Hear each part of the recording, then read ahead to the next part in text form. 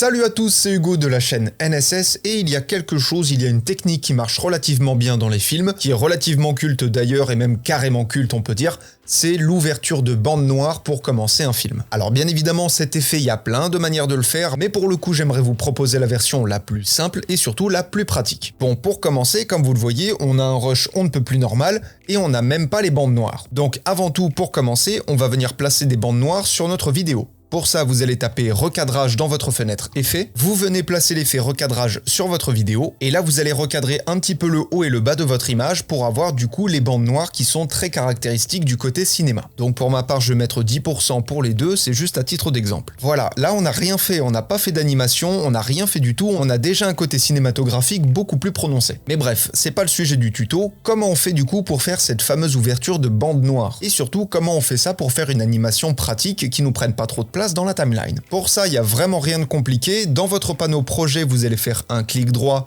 aller dans nouvel élément et sélectionner cache couleur. Alors vous pouvez aussi aller sur vidéo noire, ça revient au même. Et ensuite vous faites OK, vous sélectionnez bien évidemment la couleur noire, c'est la couleur par défaut des cache couleurs et vous faites OK. Vous pouvez le renommer si vous voulez, moi je le laisse en cache couleur, ça ira très bien. Et vous venez le placer dans votre timeline. On va le faire durer 5 secondes, c'est la durée par défaut du cache couleur, ça ira très bien aussi. Une fois que vous l'avez placé, comme vous le voyez, toute l'image est noire. C'est normal, on a placé un cache couleur de couleur noire. Maintenant, ce que vous allez faire, c'est que vous allez venir placer à nouveau l'effet recadrage sur ce cache couleur. Une fois que vous l'avez placé, vous allez pouvoir dupliquer le cache couleur juste au-dessus. Et en fait, ce que l'on va faire, c'est que chaque cache couleur indépendamment va gérer et le côté haut de l'écran pour l'un et le côté bas de l'écran pour l'autre. Je vais cacher celui du bas pour bien vous montrer la démarche, mais en gros, sur l'un des cache couleurs, vous allez passer le recadrage haut de 0 à 50 et vous activez en même temps le chronomètre, vous avancez un petit peu dans la timeline et vous faites passer le paramètre à 100%. Donc là, à ce moment-là, vous n'avez plus de recadrage. Et bien évidemment, vous mettez l'image clé au bout du rush. Et du coup, pour l'autre cache couleur, on va faire la même chose mais sur le paramètre bas. Donc on passe le recadrage à 50%, on active le chronomètre de bas et on met l'image clé au début, on augmente la valeur jusqu'à 100% et on met l'image clé à la fin. Et du coup, maintenant, vous avez votre animation de bande noire, ça nous donne quelque chose comme ça. On n'a pas besoin de mettre du flou de mouvement, on n'a pas forcément besoin que ce soit plus rapide ou plus lent, mais bien évidemment libre à vous d'adapter comme d'habitude. Et surtout là, j'ai mis ça sur un rush on ne peut plus basique, mais avec un petit peu de colorimétrie et une petite musique sympa, on arrive tout de suite à quelque chose de beaucoup plus intense.